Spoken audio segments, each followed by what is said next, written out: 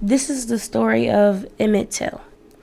Emmett was a 14-year-old boy, and he lived with his mother, Mammy Till. They were a happy mother and son, but his mother was really scared of Emmett going too far from where she was.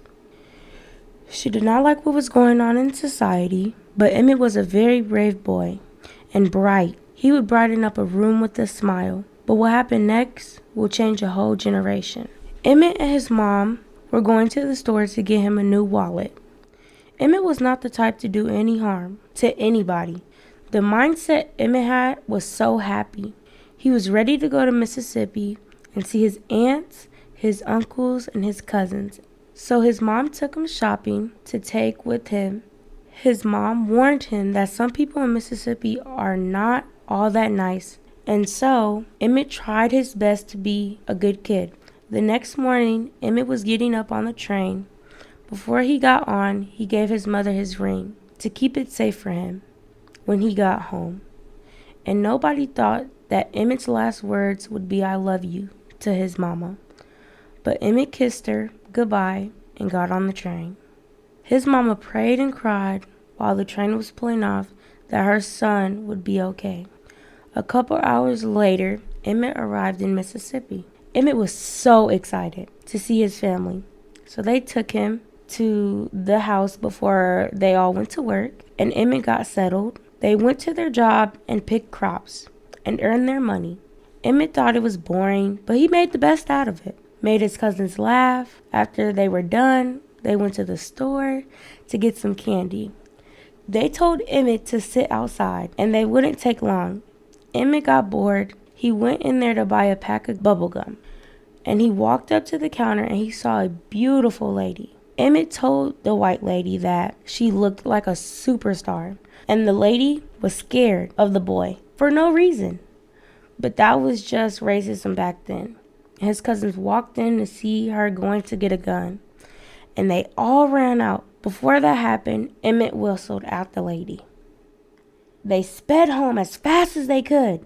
So they went in the house, went straight to sleep without a word. Emmett and his cousin slept in the bed together, and they woke up in the middle of the night to his uncle screaming from pain in his heart. And his aunt was saying, "I'm sorry, he's not from around here." They tried to fake sleep, but the two white men caught them and told Emmett to get out of bed and get his stuff. And they put him in a truck and held him down. And the husband, Roy Bryant, and his brother-in-law, J.W. Millam, they said, "Is this the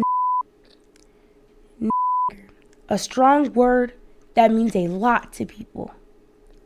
And his wife, Caroline Bryant, said yes. And they drove off and took him to the shed and beat him and raped him and cut his penis off and his ears and beat his body really bad. A black man heard it all, and they blew his brains out and hung him to a wire and put his body in the Tallahatchie River. And they left, and his mother was going home having a cigarette with her friends, and she got a call saying Emmett was taken, and his mama broke down crying.